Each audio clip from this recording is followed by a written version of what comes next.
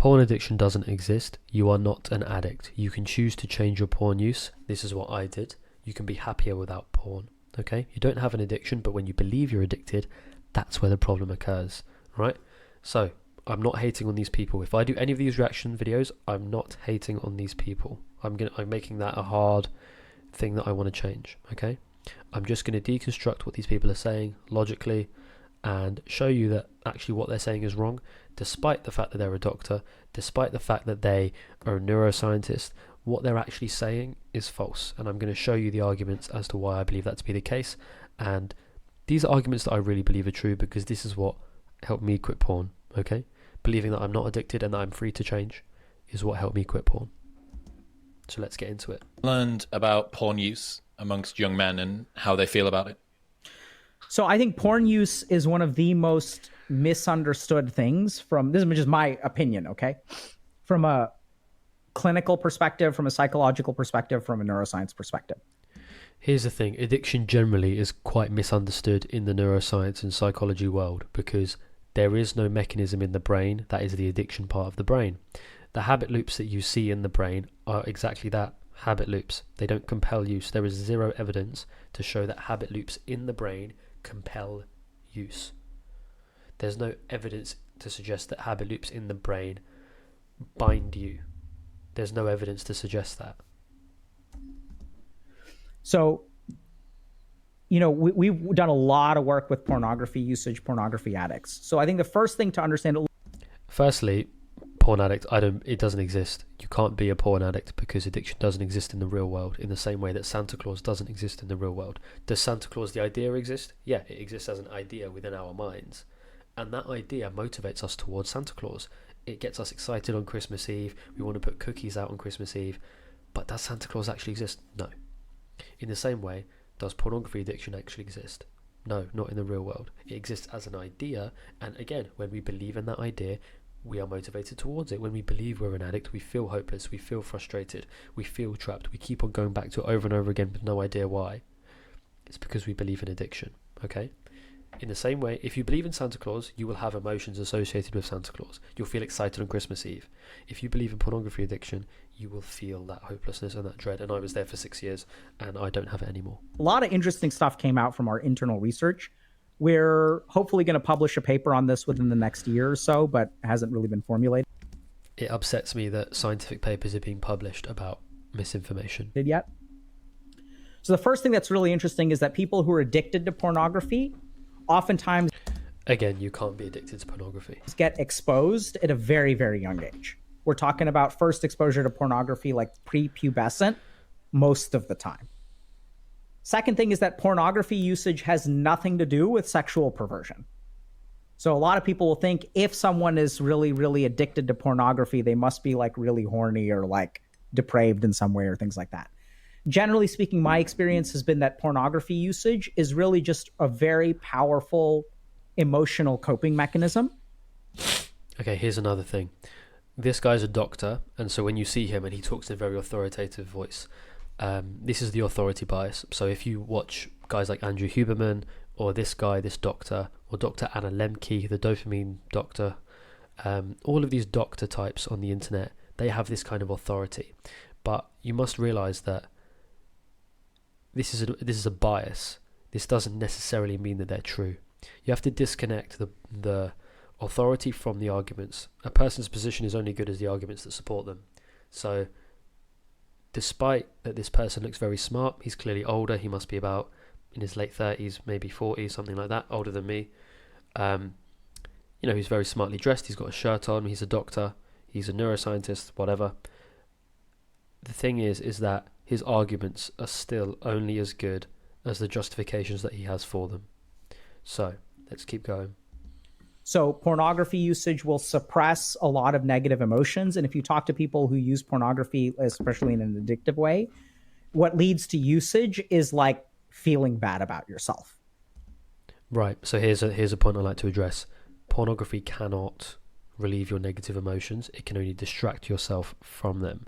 His justification as to why people use pornography when they are in emotional distress is so that we relieve that emotional stress. Makes sense, right? People smoke a cigarette when they're stressed out, whatever. Here's the thing. pornography cannot do that. It can just distract you.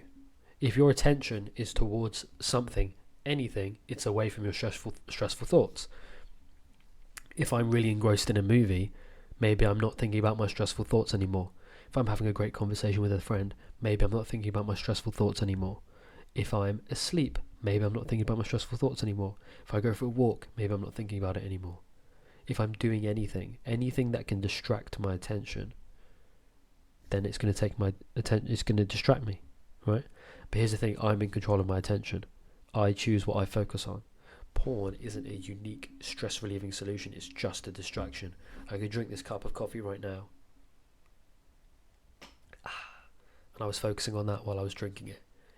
Porn is not a unique solution to your stress. It's not even a good solution to your stress because there's all kinds of negative consequences to it. The problem is that this guy's framing it as though it's caused, as in if you are stressed, you will use porn. Or if you are stressed, then porn is a genuine solution. When you frame it like it's a genuine solution in your mind, you're giving it value that it doesn't have. You have the power to relieve your own stress because you're the one who controls your attention. You're the one who controls your own action. You're the one who can just not see porn as a solution. You can sit there, be stressed, and be like, thank fuck I'm not using porn. That's the truth. But when you believe that you're addicted, it fucks everything up, because when you believe you're addicted, you now are clouded. Everything's messed up. You believe, I have to do it because of addiction. It's not true. You don't have to do it. You don't logically you don't have to watch porn. You don't have to do it. There's nothing stopping you from not doing it apart from your own mental beliefs, your own construction in your own mind that I need to do it. It's because you've been convinced, you feel as though it's true, and because you feel like it's true, you feel compelled. You feel as though you need to do it. And this is the big problem with pornography usage, which is that once you start to use it, it sort of engenders more shame and guilt. And in order to deal with the shame and guilt, you have to use it again. You don't have to use it again. You want to use it again because you see it as a solution. Let me put it to you this way. I see this shower gel as a solution to my sweatiness after the gym. So after I come home from the gym, let's say I came home from the gym and my shower gel was gone and the shower was broken. Would I be pissed off? Hell yeah, I would be. How am I going to shower? I'm not going to go to bed stinking like fuck and ruining my bed sheets.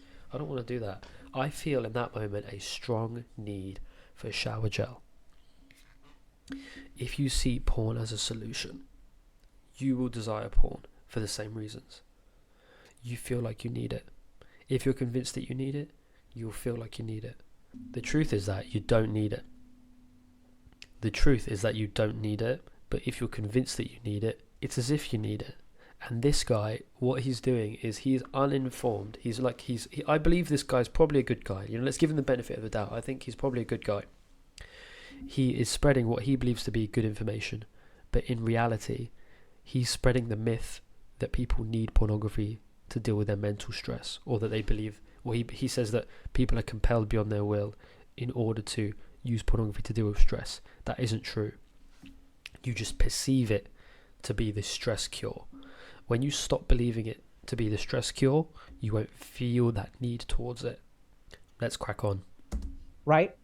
And it's just the kind of thing where if you think about the societal stigma, if someone's like, yeah, I grew up and I was addicted to alcohol, and now I'm sober for 20 years. And it's like, good for you, man. And it's like, yeah, I'm a recovering pornography addict. And it's like, you're not going to get the same. Okay, that's not really that relevant, but let me explain something else that has just crossed my mind. So when I was in my first year of university, I felt very sad because of life reasons, and I used porn. But I also drank very heavily in my first year of university. It's uni, you drink a lot. That's how it kind of is. You want to drink a lot. It's part of the culture. So I was drinking a lot. Never did I connect my sadness to the drinking. When I was sad, I never drank. I never even had the thought to. I didn't see it as a solution. I drank a shitload, but the alcohol didn't compel me to see alcohol as a solution to my stress. I didn't make that mental connection. But I did make that mental connection for porn. The truth is that both of them are not solutions. They're just distractions. Do you understand? I hope you do. Let's keep going. I'm hoping this is valuable. If you guys are liking these reaction videos, let me know, because I think these are useful to debunk what very popular influencers are talking about. And again, I'm not trying to hate on these influencers at all. I think that's my new philosophy. Like, I don't want to hate on these guys. I just want to deconstruct their misinformation. I'm deconstructing them from their misinformation. And if you want more of these reaction videos, let me know. I'm thinking of doing these maybe twice a week, and then doing higher quality edited videos with the thumbnail and everything 3 times a week. I can't do edited videos loads of times a week because I'm actually paying for the editor, and I can't afford it, simply.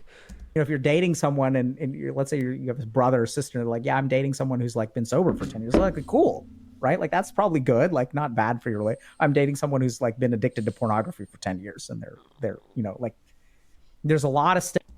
FYI, unrelated, but I told the girl I was dating that I had a porn problem, and she didn't really understand, so that was funny. Even though I told her like it was really fucking up my life. They can't really relate to it, which is not their fault. It's completely fine. Stigma associated with, a lot of shame associated with it. I think it's really about emotional regulation. It isn't about emotional regulation. Here's the thing. You're going to have stress in life. You're going to have unhappiness in life. As I said, I never saw alcohol as a solution to my stress in first year of university, even though I had times of extreme sadness. Why didn't I drink? Because I didn't see it as a solution. We begin to see porn as a solution because these guys teach it that way. They think that just because something can distract you, that means it's a unique solution. And then you buy into that, and then you believe it. And now you believe that porn is a solution to your stress, you see it that way, and you desire it that way. I believe that shower gel is a solution to my uncleanliness. Would a caveman see it that way? He'd probably look at this shower gel and try and eat it, thinking that it's like food or something. Or he'd probably be like, what the fuck? He wouldn't feel like he needs it to help, even though he's dirtier than me. It's learned. Shower gel doesn't cause the need for it.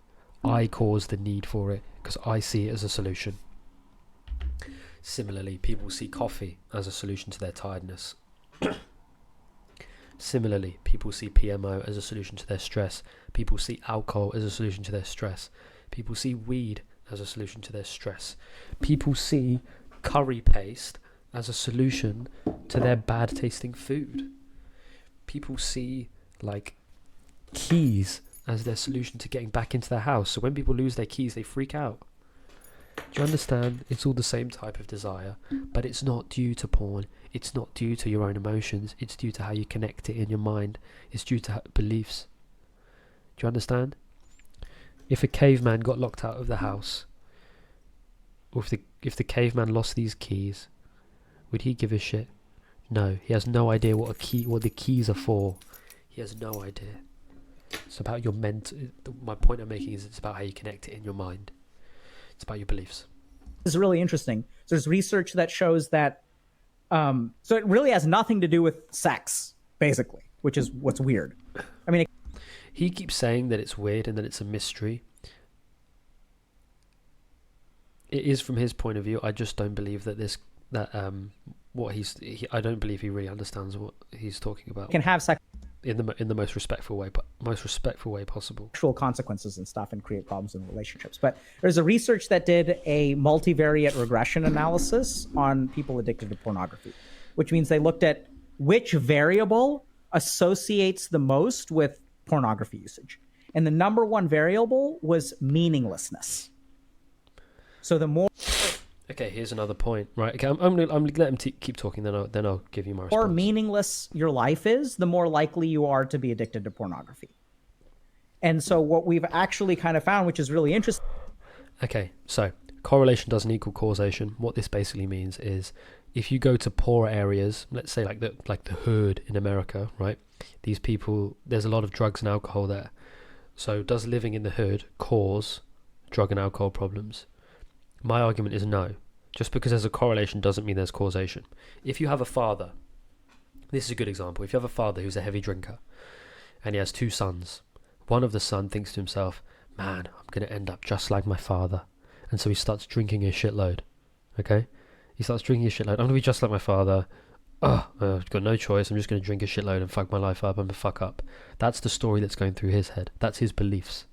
Okay? The other son, he looks at his father and he says, man, my father's such a heavy drinker, he fucks his life up so much, I'm not going to be like him, I'm never going to drink. And so he chooses to never drink.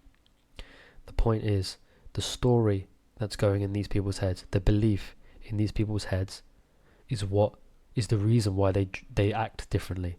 It's the reason why they feel differently. People feel differently based on how they believe, based on how they think. Some people believe that shower gel is really bad for you, and they believe you should never use shower gel because it's got chemicals in it. I might believe that one day. I might change my beliefs. In 2 years, I might never use shower gel. I'll look back at this video and I'll think, man, I can't believe I was putting that poison all over my body. Do you understand? The thing is, people make this conflation like, oh, just because we believe when it comes to something as benign as shower gel or coffee or table salt or keys or curry paste, then that means that, no, but drugs are different. Porn is different. They think it's different somehow. I'm arguing that it's not different at all. Okay? And just because there's a correlation between meaninglessness and PMO use doesn't mean that meaninglessness causes PMO use. It doesn't mean that if you have a meaningful life, you'll stop using porn. You can only stop using porn when you see little point in doing it, when you don't see porn as a solution anymore, and you see greater happiness not using it, and you don't believe you're addicted. You believe you're free to make that choice. That's how you do it. Anyway, let's go. Thing is, when you work with people like that, helping them develop like purpose helps them actually, like, you have to have a reason to stop watching pornography. This is true. You need to see benefit. And this is the first bit of advice that he's giving that's actually true. You need to see benefit and stop watching porn. Why? Because the benefits are why we desire things. I desire coffee because I believe it tastes good. I believe it's nice while I'm recording. It's just like kind of cool. It's good. It's vibey, right? I see benefit in shower gel. It makes me clean. I don't like sweating in my own bed, as I said. I don't like being stinky.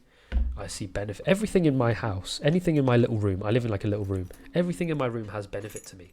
This has benefit to me. The keys helps me get back into my house. This microphone that I bought has benefit to me because it means I can have good quality in the audio in my videos. The same is true with these headphones. The same is true with literally everything in this room has a purpose. This is my hand cream. I get dry hands. I'm going to keep going here just to fucking show you this point. This blanket is when I get if I get cold when I sleep, I put this on. It's winter in the UK. Laptop charger. Charges my laptop. Everything in here has a benefit to me. Perceived benefit. My shaver. I use this to shave my beard sometimes. Trim my beard. Alright. This is carpet shampoo. Because I spilt hot chocolate on the carpet. And I wanted to clean it up. And this helps you clean it up. Alright. Literally everything in this room. Everything. This jumper keeps me warm. That's why I want it. The table that I've got here. The benefit is I have a table to work on. Dude, literally everything. If I could turn the camera around, you'd see my kettle, my diffuser, so my room smells okay. I've got my microwave here. I've got my muffin. I've got the sink. I've got literally plates, pans, carrier bags that I used to carry stuff, bin liner, fridge. Everything in here has a benefit to me. That's why it's there. That's why I want it to be there. Everything has a benefit. So he's saying, oh, you need a reason to quit porn. Well, you need to see benefit in quitting porn. Otherwise, why bother? It's that simple. It's got to be like some. And I'm not demonizing you. I'm not like infantilizing you here or anything. Please don't take it that way.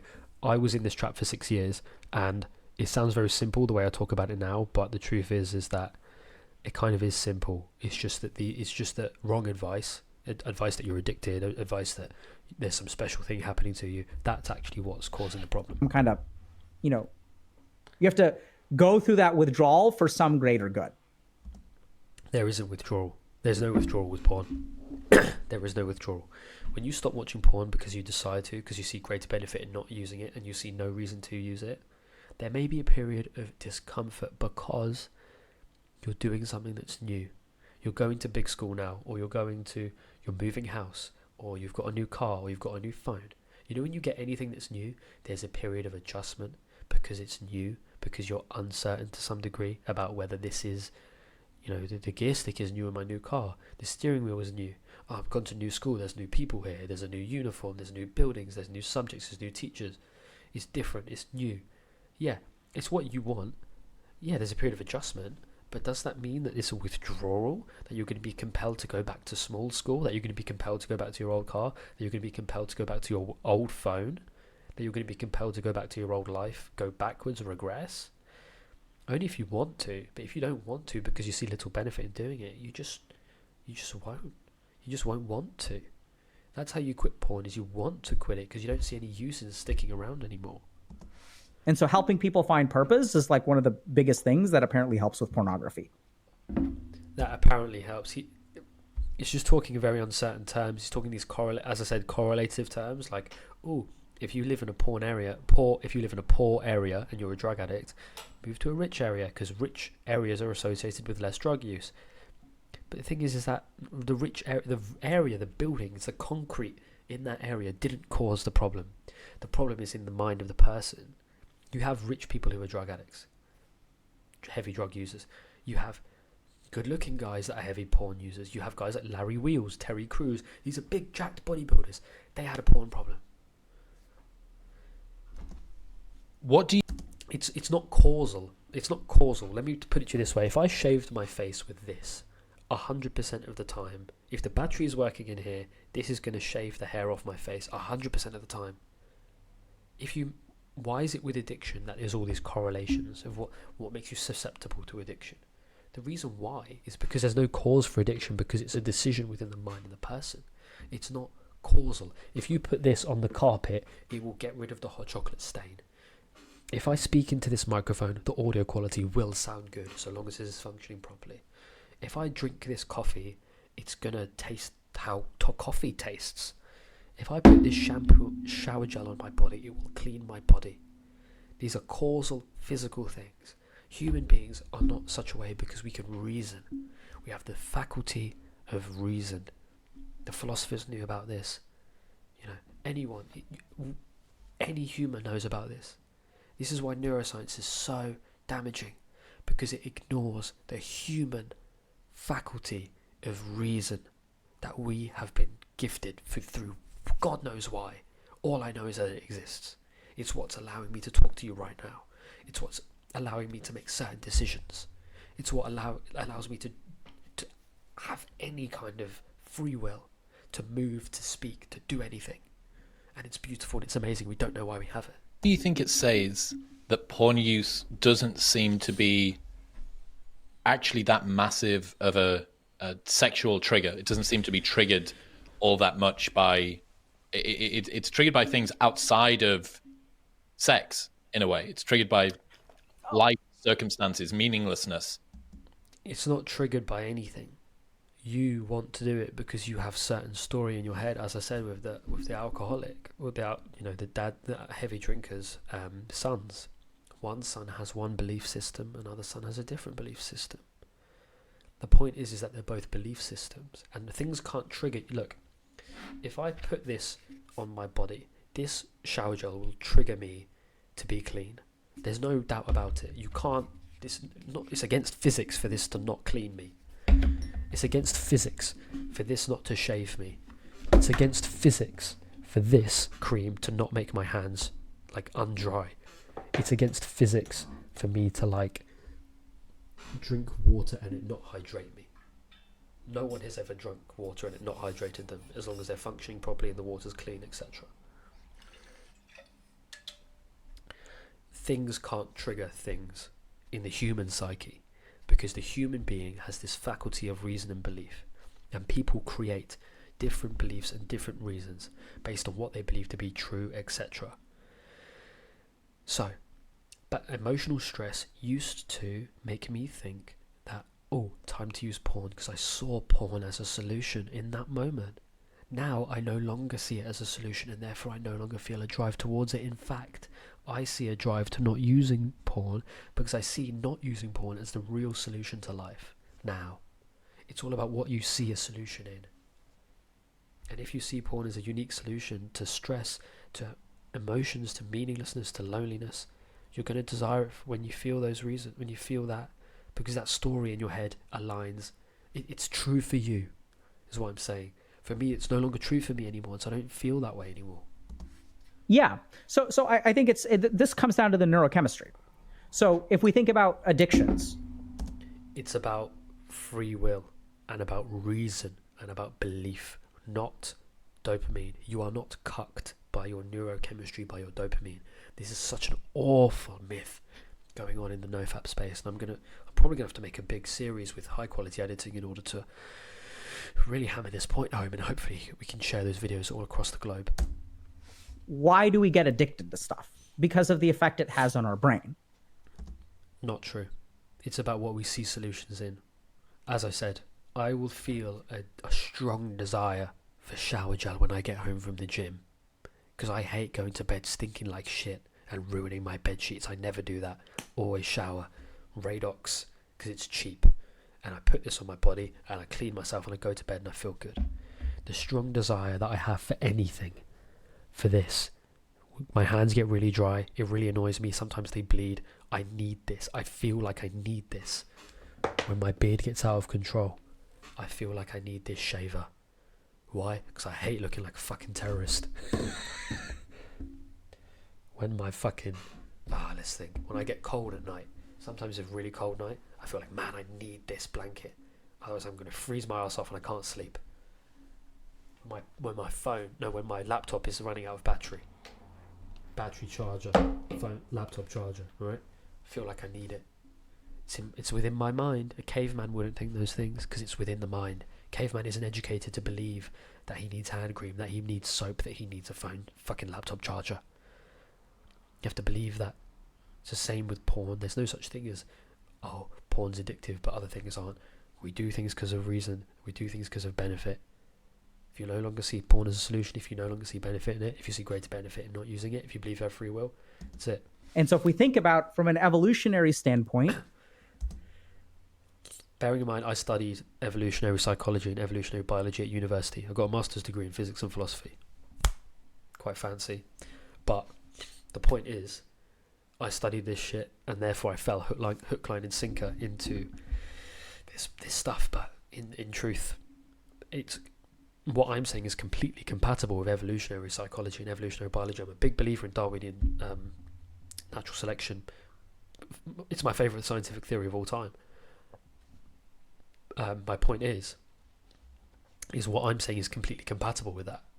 There's no incompatibility at all. there are a couple of different things that will suppress our negative emotions and will also give us like a rush of like, let's say, euphoric neurotransmitters. So orgasm is one of these things. Right, but anything could be used as a distraction. What if I went for a walk? What if I said hi to a friend? What if I like ate table salt? What if I drank coffee? What if I went for a shower? Porn isn't a unique solution, and framing it as such by looking at neurochemistry is just going to keep you trapped because it creates a fixed mindset. Use your own personal experience. Is porn distracting me? Yes. Is anything else going to be able to distract me? Yes. If I believe porn is a unique solution, do I feel a great desire for it? Yes. If I stop seeing it that way, do I feel less of a desire for it? Yes. It's all about mind. It's all about real life. It's all about first-person experience. It's not about looking inside of the skull and then extrapolating out what you can using primitive neuroscience. It's not about that. It's about living in the first person, trusting your first person reality, your mind, your free will, not neurochemistry. Because all that does is creates a fixed belief, and fixed beliefs fuck you up. So why does orgasm feel really good? Because it's required for the procreation of the species, right? So True. evolutionarily, Not incompatible with what I'm saying. when orgasm feels really good, we're going to have more sex, and that'll result in the continuation of the human race. The interesting thing is, if you look at actually ancient yogic literature as well, they say that there's this, state of bliss called samadhi, which is sort of the purpose of meditation. And there are a couple of interesting ways that you can get temporary samadhi, and orgasm is one of them. So this guy's citing Vedic nonsense, for lack of a better term. I don't think this is very scientific, Mr. Neuroscientist. Again, that sounds very insulting. I take that back. That isn't very scientific. This also is like one of the reasons that tantric sex is a thing and things like that. This guy believes a lot of Vedic Hindu stuff. Which is maybe a conversation for a different day, maybe a conversation for today. That is a conversation for a different day. That's absolutely not relevant. But I think we've known for a long time. So why is pornography like this? Because orgasm has very specific like activation within the brain. And so now if you kind of think about it, let's say I'm feeling worthless about myself. I'm not doing anything in life. I'm kind of like sitting around. Anything has a very unique interaction within the brain. Anything does. By definition, things act differently in the brain. Not doing it. And here's the thing. Trust your first person experience. Does porn distract you? Yes. Does gaming content distract you? Yes. Does eating muffins distract you? Yes. Fat people who are really obese, they probably believe that have you ever heard of emotional eating? They eat when they're sad because they believe that eating solves their stress. Why don't I eat when I'm sad? Because I don't see it that way. Why don't I drink when I'm sad? Because I don't see it that way. I've had 3 Desperados in my fridge for 6 months. I haven't drunk any of them. And I've been sad here. Of course I've been sad here. People get sad. That's life. I just don't see booze as a solution. I've never thought of drinking when I'm sad. And I know, but then I've seen people at university. I lived with people. They got sad and I'd catch them drinking. I think, what? I couldn't understand it. I couldn't wrap my head around it. Similarly, they probably saw me. Well, they don't see me jacking off to porn, but they saw how badly of a PMO problem I had. Because with some people, I was open with it with my close friends, and they were like, "What? Like, I don't even get it." Because I was friends with some girls and some guys, close friends, so they did know about it, and I was open. But they probably were like, "What the fuck?" Even the girl I'm dating right now can't understand it. Similarly, I can't understand why someone would drink when they get stressed. I just can't wrap my head around it. I don't see it that way. Anything. I'm tired of feeling this way. What is a switch I can flick in my brain that lets me forget everything, pushes my negative emotions away, and actually gives me a spurt of positive neurotransmitters? It's a distraction. It's a distraction. It's not a reliable magic cure. If you believe it's a reliable magic cure, you'll believe it that way. And then when you feel you're distracted, you'll be like, yes, that's the transmitters. It's just a distraction. Why don't you look at it that way? Once you start looking at it that way, it feels a lot more accurate. You do first-person perspective here, guys. First-person perspective. The neuroscientists are getting it back to front. They're looking inside the brain and then trying to extrapolate outwards. Why don't you just look at your first-person experience and trust that? Which I'm not sure exactly what happens when people orgasm in the brain, but and that's why pornography. The simplest route, the simple route, simple. Why I feel like we get the impression that stupid people actually fare better when it comes to addiction. Stupid people actually do better. Don't you get the impression that uneducated people kind of don't see themselves as addicted? And even when they are drinking heavily, they just don't see it as a problem. I've met people like that. It's only when people believe they're addicted, they start to have this hopeless attitude. They start to feel like a victim. They start to feel like, oh, poor me, pour me a drink. Pornography addiction exists. So it's not really about sex. That's so interesting that you have all of these different coping mechanisms, whether it be binge eating, whether it be alcohol, whether it be cannabis, social media, video games, porn. What we've done is increase the variety of ways that you can hide from your feelings. There's even more ways than that. Go for a walk. Go and do sledding. Go for a run. Go to the gym. Do anything. Be mindful. Do literally anything. And whenever you're not thinking about your stressful thoughts, whenever you're not thinking about the stress anymore. In Auschwitz, they would close their eyes and they would, if you've read this book, Viktor Frankl, Man's Search for Meaning, I think in that book they would close their eyes and they would just think about their wife and just think, imagine I'm with her right now, or imagine I'm at home and it's warm and I've got food. I think they would think about food quite a lot, and that would distract them. As long as you're thinking about something else, you're not thinking about your stress, you're distracted. It's not that we have a variety of fancy buttons and levers in our mind that we can tug and pull. Think about from the first person. Forget the brain, because this isn't a good idea. And this is why, with the rise of neuroscience, I think we've seen the rise of mental health as well. Because people have all these things to blame on. Oh, it's my dopamine. Oh, it's my serotonin. Dude, you're the one in the driver's seat here, buddy. Okay? But when you're convinced that you're not, it becomes a mess. Mm-hmm. Absolutely. Pick your flavor of ice cream for today, what is it going to be? Yeah, right. And there's this person is a neuroscientist. That's why he believes all this stuff. people have, And I'm not insulting him at all. He's clearly very smart, very well dressed, very well put together, very well spoken. He knows his stuff. It just turns out that the information is wrong, from my perspective. That's what I would say. drugs of choice, which may be due to some amount of genetic vulnerability. But if you really think about it, I think about pornography addiction is the closest to substance use because of its hard hitting like effect, right? So if you think about getting high, there's discrete Physical effect. Porn has an intense physical effect because you jerk off. The porn doesn't actually do anything. It's just a video. But when you interpret it that way, you can feel these strong emotions. But what utility does that have? Does it have pleasure? In your mind it might. In your mind it might not. In my mind it doesn't anymore. I've moved on from it. I don't like it anymore. I prefer my life without it. Just because it has a strong physical effect doesn't mean it has the capacity to relieve emotions. It's not a magic button.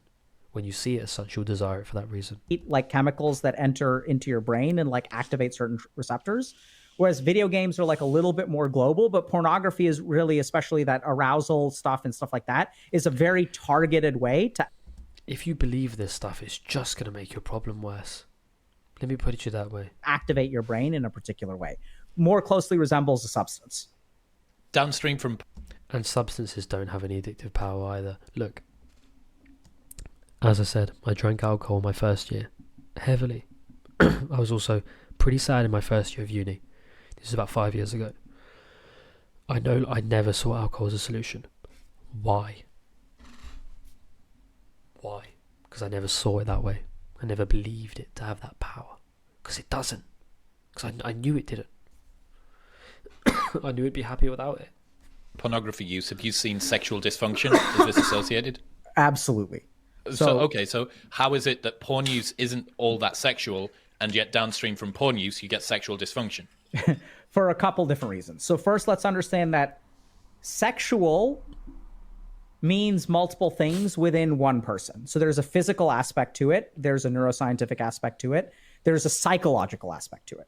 So one thing that you tend to see is something that, a term that I coined on stream one day, death grip syndrome, which is if you look at... This is true. This is another bit of the truth. So I think he said two things so far that I completely agree with. You need to have a reason to quit. I need to see benefits in not using porn. And the second thing is this death grip stuff. All of the rest, I believe, is not true. And especially who masturbate when they use pornography, the physiologic stimulus, for lack of a better term, that men will use actually does not approximate the physiologic stimulus of intercourse. So to put it bluntly, I'm trying to avoid saying this, but not using lube and using your death grip hand feels different from a vagina. Like that's just how it works. Nasty but true. I think Larry Wills said, when you grasp your willy and you furiously masturbate. He said that in the video. It creased me up the first time I saw it. Anyway. And so what happens is the body can... He said, when you grasp your willy in his American accent. It's funny as fuck. Acclimatize to this, right? Like that's like literally what happens. So you get used to... You need a particular kind of stimulation. You get conditioned to require a certain kind of stimulation to achieve climax. And so then sometimes what can happen when people engage in sexual intercourse is that they can't get that kind of stimulus to achieve climax. This happened to me. I think a lot of it was mental as well, but this happened to me and it was painful. I had some nice looking girl by pure luck. I don't know how this happened. Pure luck. I was like 19, 20 years old, and there was two girls that I remember that were interested in me somehow. I have no idea why. I looked like shit. I didn't have confidence. It was just pure luck. And they were down, and I didn't go through with it because I knew I couldn't get it up. And it killed me. And there were more girls as well down the line where I did, I was there in the moment and couldn't perform. It's super embarrassing, super painful, and I don't have it now. Now I'm like this. Maybe not this. Certainly not the same size as this, but the same hardness. Certainly. Definitely not the same size as They've that. detrained themselves from being stimulated by real physiological interaction with somebody else's body. Yeah, absolutely. Right. Unless so they maybe also have a very, very strong grip. right. So mentally, and so there's interesting things because I've literally worked with patients where like the process of this is deconditioning. So we'll sort of say like, you know, loose grip, lot of lube, and that'll be frustrating for. I'm serious. I know No, it's nasty. no, it's funny, but like seriously, because you have to do that physiological deconditioning, and you You don't have to do that at all. You just need to like. have to try to approximate, you know, things like that. And there's all kinds of stuff that you could do with your partner and things like that. You could do that if you wanted to, but you could also stop watching porn. But yeah, you could do that if you wanted to. If you wanted to do that, if you saw that as your happiest option, if you wanted to just, you know, lightly jerk off, you know, learn to use your dick again, and you wanted to do that. But if you're fighting the urge to tighten your grip, that's ludicrous. Don't do that, bro. That too. So you can fix this. Sometimes you'll see like erectile dysfunction, just kind of straight up. And then That's what I had, like straight up erectile dysfunction. there are also like neuroscience and psychological impacts, right? So sometimes people will have so much shame for pornography that there's, you know, they have difficulty performing. They feel so guilty. There's all kinds of stuff like, does your partner know that you use pornography and I didn't really have this, but I think some religious guys might have this. things like that? If you're a religious guy, absolutely follow what I'm saying. Read the links in the description. Look at the source material, because this is really going to help you out. And it's compatible with your religion. So that can lead to, you know, a difficult I know it's compatible with Islam. Hinduism, Buddhism, Christianity. There's nothing demonic or weird going on here. with sort of forming and maintaining erections, which is It's just about using your mind, which is, if you like, God-given. different from reaching orgasm, right? So there's a whole physiologic chain of things going on. And so we'll definitely see that kind of stuff. And then in some cases, what you also tend to see is that there's this principle called online drift on the internet, where since the goal is emotional engagement, how does a platform keep you emotionally engaged? They do it by serving up more extreme content. So if you look at your platform algorithms, if there's So the extreme content doesn't cause emotion, because emotion is due to interpretation. You have to interpret things as extreme in order for them to be so. I remember there was this video of these guys watching these ISIS beheading videos. They were jihadists, and they weren't fazed by it. They kind of found it funny. They were like, yeah, we kind of support this. If I watched an ISIS beheading video, I'd be pretty fucking horrified. If my sister or like a girl that I like, if like a girl that I knew watched an ISIS beheading video, she'd probably scream. And if the girl that I'm dating watched ISIS beheading video, she'd probably start crying or start like fucking I don't know. But you see what I mean? The ISIS beheading video causes it's interpreted in different ways by different people. The jihadists found it funny. They're completely unfazed. Me, I'm somewhere in the middle. I'd find it interesting. I'd find it disgusting. I'd find it repulsive. But I'd be like, yeah, this is pretty fucking like not cool, but like pretty interesting. I mean, it's a beheading. Like you don't see that every day.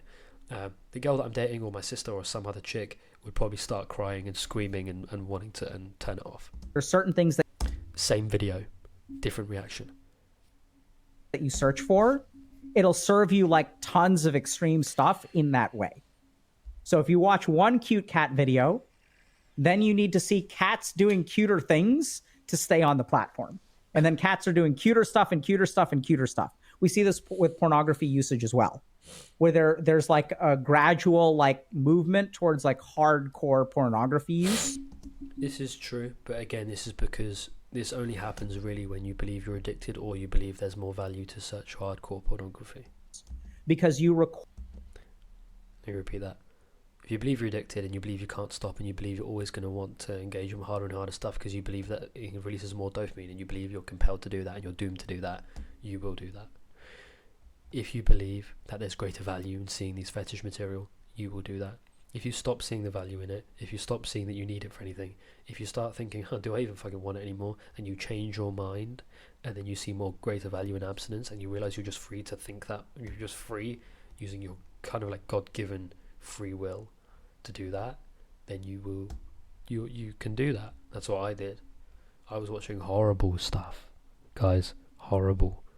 require more stimulus to your eyes and ears and things like that to get that same level of arousal. It's not causal like that. I hope you guys understand it's not causal. Like the shower gel causes cleanliness. It's a physics. I did physics at uni, so I know this. Shower gel causes cleanliness no matter what.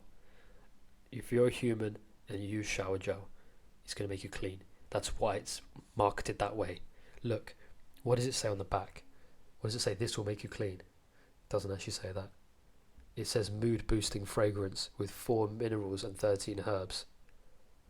I think it's quite self-explanatory that this cleans you, to be honest. I don't think people need to be told that. And if you do that, like, and if you require that really high level of stimulus of just like more, brighter, bigger, whatever, and then you have to interpret that to be appealing. You have that freedom. It's not causal. Big boobs don't cause a greater erection. You have to prefer it. You have to want it. You have to see it that way. Big boobs on a screen might not do it for you. Big boobs in real life might. That's certainly the case for me. If a girl with some big old titties and a nice face came up to me in a bar and was like, or she just, she was just sat next to me at the bar, maybe I started talking to her and she was open and I started touching her, we started making out. Wow, that's amazing, isn't it? On the computer screen, I don't have any interest. I don't see a need for it. I don't see a want for it. Why bother? I'm happy without that shit.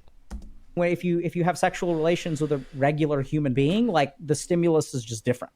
Yeah, if you're not able to recreate the zero gravity acrobatics that you've just seen on porn. Yeah, Mary Harrington calls that the law of F Entropy, which is whatever you start out wanking to will get progressively more intense over time. This is really cringe.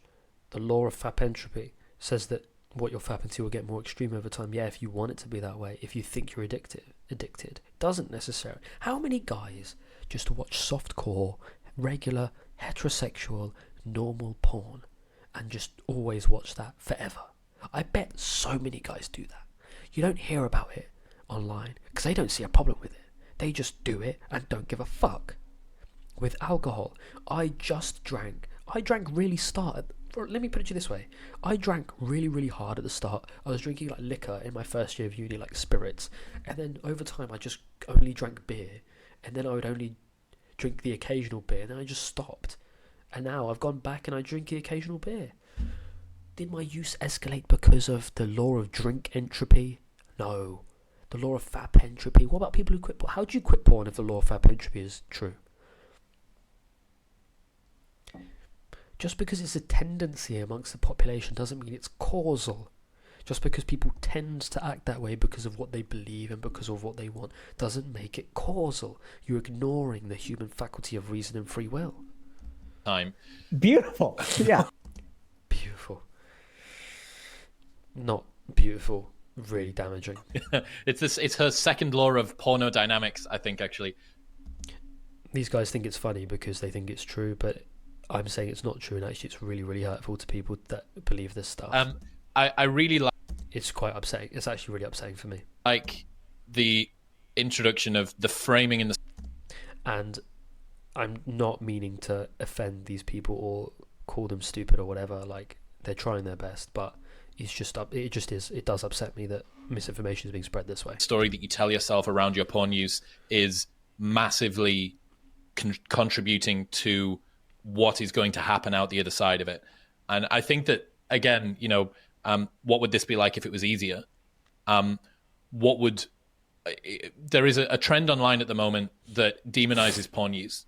And it's because there is a non-zero number of people for whom porn use is destructive and can't control it.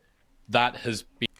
There's a non-zero number of people who can't control their exercise. There is a non-zero number of people who can't control their coffee consumption. There is a non-zero number of people who feel as though they need hand cream in their life, who feel as though they need to do anything in excess. There are people who do excess in fucking everything. It just so happens that people tend to do it with porn and substances because it provides a physical buzz, which they then conflate and attach loads of beliefs to and start to distract themselves with it, and then think it's unique to that substance, and then they're told they're addicted, and then they're told it's the best pleasure they'll ever get, and they're convinced of loads of stuff. That's what's happening here. It's not like porn is unique in that there's a non-zero number of people who see it destructively. Yeah, there's an increased number, but that doesn't equate to much. It just illustrates just how much people like jerking off, and people unfortunately see it as a solution for stuff that it doesn't actually do. Being used to cover all of porn use as, if you're using porn, this makes you susceptible to a whole suite of problems that are going to occur even if you do have a healthy relationship with it, because there are. Right. This is another great thing that's just been said, healthy relationship. So these people in the podcast, they're talking about how porn necessarily is addictive, necessarily has negative effects, and at the same time, they're using the term healthy relationship. So which is it? Does porn addict you? Does porn keep you hooked over time? Does porn cause these negative effects? Is it this way? Is it this way? Or is it the case that you can have a healthy relationship with it? Is it down to the relationship between the person's mind, between the person's beliefs, between the person's reasons and the substance? Or is it due to the substance causally on the brain? Which is it? You gotta choose. There are a whole host of people that are able to use porn and have a healthy relationship with it, and at least not have dysfunction on the other side of it. Whether it's healthy or not might be a little bit of a different discussion. But for the people who see their porn use as something which is worthy of shame, which is worthy of guilt, which is worthy of making them feel like less of a man, less of a appropriate partner, I can guarantee that you are somebody who does have a problem with porn use. Porn use is not good for you if that is the story that you tell yourself about your porn use. And it's so... The story that you tell yourself. This whole idea, this is new now. This relationship between yourself and porn. This story you're telling yourself. This reasons. This is all mind stuff. This is all first person stuff. Forget the brain, dude. It's not relevant. Think about your mind. Think about what you're choosing to do, what you're believing in. Think about your fixed mindsets that you've got. Is it, oh, it's part of my sexuality. Oh, it's part of dopamine compels me. Is it, oh, neuroplastic changes in the brain compel me to do it? Is it evolutionary psychology? Is it that it's a relief of emotional stress and it's a button towards escape? Which ones do you have? Are they true? Can you think of it in terms of mind instead of in terms of brain? Can you think, do I really want to do this? Am I actually addicted? Read TFM. The books are in the description. Like, it's free. Oh. The information's there. These videos are free. The books are free. And there's so many sources that I'm linking them all below. Recursive and self-reinforcing. It's brutal. Yeah, absolutely. I mean, it's a story in the mind. I mean, I think that, it's interesting because when people sort of demonize porn use, I think I'm seeing this trend more and more where if I have a problem with something, our society is moving more and more towards that thing needs to go away, as opposed to I need to get better at handling it. And I would say option 3. So the first option was society needs to do better at dealing with it. Society needs to get rid of it or whatever. The second option was I need to get better at handling it. And the third option, which is what I'm suggesting, is that you need to view it in the correct light. You need to have correct perceptions, and you just need to figure out what you want by way of your personal benefits that you see in certain things, the utility you see in certain things, because ultimately that's why you desire. You desire based on utility, and your utility that you see, what you perceive is your truth, and your truth motivates.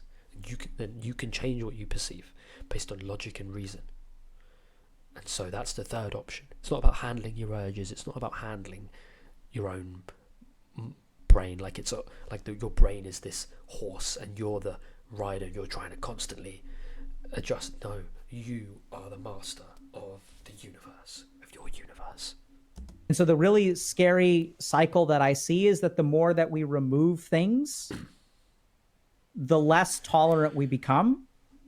And then smaller and smaller things can set us off. We'll get back to talking to Dr. K in 1 minute, but first... Nothing can set you off. I think this is the end of the video, which is quite good. I've been going for almost an hour. If you're watching the whole video, you are absolute genius.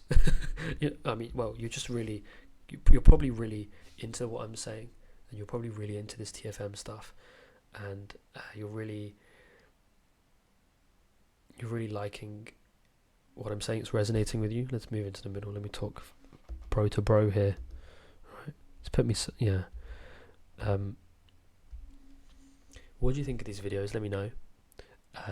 Do you think that the reaction videos are useful? I'm planning on doing these maybe a couple times a week, and then doing high quality videos 2 or 3 times a week with the editing, with the thumbnails, because I can only afford so much. It's quite expensive, and yeah, I do work a job, but I got to save money as well. So yeah, what do you think? I've been going for almost an hour. I could do this all day. I can talk for England because I'm really passionate about this. I want to help people loads, and I just want to reach people, and I just want to help people. So please read the source. If you haven't read The Freedom Model, read it. It's in the description. It's the best book on addiction. It completely solves everything. It's the truth. So read that if you haven't already. Like for the algorithm, subscribe for the algorithm if you haven't already, because I'm going to be uploading more shit like this, and this is how you actually quit porn. So yeah, that's it. Yeah, give me some feedback if you're like a long time viewer.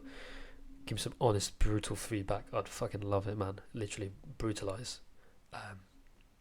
Because if you give me feedback, then I know how to improve, and if I improve, then we can reach more people, and we can help people more. So it's going to be this like positive chain. So yeah, that's it.